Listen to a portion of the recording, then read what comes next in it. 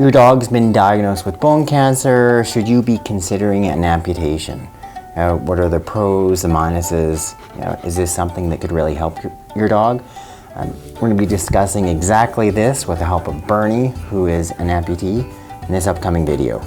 Now that is wild.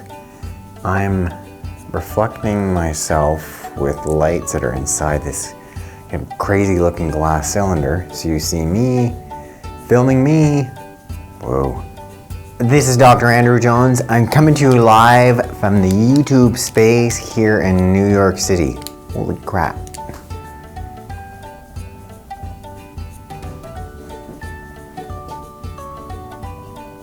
Who doesn't want to chill? Check out that white background. Oh, that's so cool.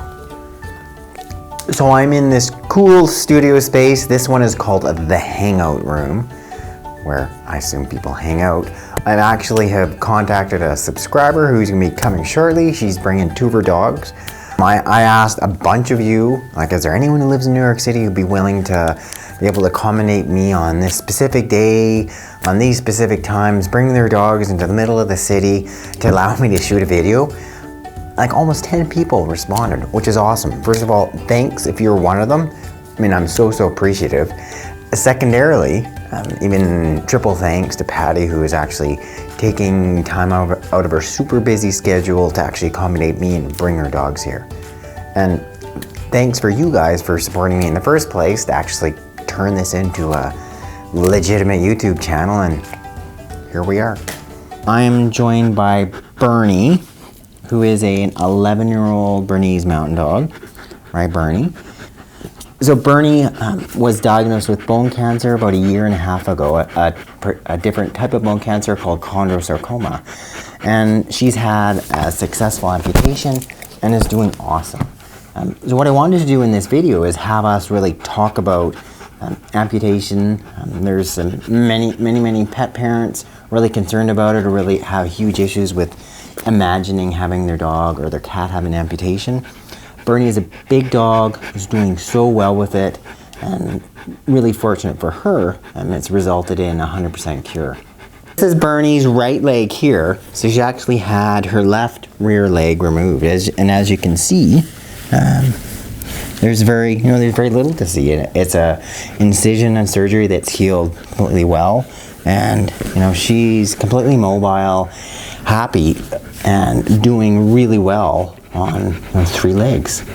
So Bernie had a type of cancer. It is called bone cancer, but her type was called chondrosarcoma. So that's a cell that makes up the cartilage. That smooth lining that sort of covers the end of the bone that makes it smooth and articulate. It's fairly uncommon. Anytime we see a dog that has bone cancer, and typically majority of dogs, over 80%, we call it osteosarcoma. So that's the cancer of the bone or the bone cells themselves. One of the big points here, though, for you guys to take in is that not every type of bone cancer, every type of cancer is swelling on the end of the bone is osteosarcoma. So it's one real important reason to have a biopsy, a confirmatory diagnosis. Because, in many cases, most of the time, if it's osteosarcoma, by the time we've diagnosed it, it's already spread. And, there's very little we can do as far as eliminating that cancer. By the time it's spread, we can talk about doing amputation, we can talk about doing radiation therapy, you can talk about doing chemotherapy, some of the alternative treatments. But, it's fortunate, I think, for most dogs to sort of live 6 months after that initial diagnosis.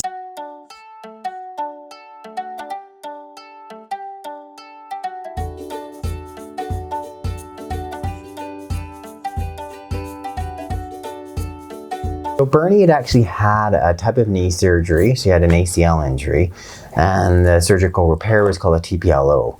And that was about 4 years ago. And about 2 years after that, 2.5 years after that, she was diagnosed with this bone cancer. In a small number of dogs, a very, very small percent, there's an association between dogs that have had TPLO surgery, that ACL surgical repair, and actually can go on to develop bone cancer. Most of the time it would be osteosarcoma. I'll put a link to that story at least in the description box, so for those of you who are interested, you can read about it. Bernie's getting tired of being in the video. There, Bernie. Good girl, hi. Today's video, that the big takeaway I want to share with all you guys is just how well Bernie is doing on 3 legs, and that if your dog needs to have an amputation, regardless of the size of your dog, really consider that as a serious option. Here's Bernie comfortably resting, and I want to show you guys just how well she walks on her 3 legs. Good girl. See, dogs, that's why dogs don't necessarily make movie actors, but they sure have good personalities, because so you guys figure out what you like and what you don't like, and you don't take directions from us. Bernie, good girl. Girl, Bernie. Good girl. Hi. Come here, Bernie. Good girl. Hi. Good girl.